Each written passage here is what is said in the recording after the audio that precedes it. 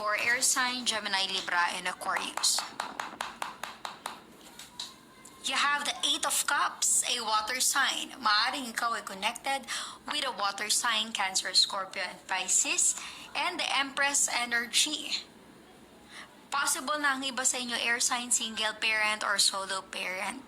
Maaring ikaw ay nakipaghiwalay because of the Eight of Cups. Possible na there's a breakup or separation because there is someone na nagmo-move on. Para bang hindi ka na masaya sa sitwasyon na ito kaya meron kang nilet go or binitawan. Again, if this is a relationship, posible na ikaw ay single parent or solo parent, or maaring ikaw ay pregnant pero nagkahiwalay na kayo ng person mo at ngayon you are just taking a leap of faith.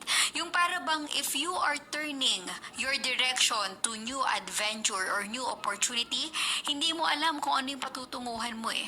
Wala kang plano sa buhay, pero pinagpapasa Diyos mo na lang. You are just taking a leap of faith and going with the flow. That is this energy, earth sign, air sign, Gemini, Libra, and Aquarius. Hindi mo man alam kung ano yung kahahantungan ng mga desisyon mo sa buhay, pero para bang you are just listening to your intuition, to your gut feeling na ito yung dapat kong gawin. Lalo na you are breaking into your routine or cycle.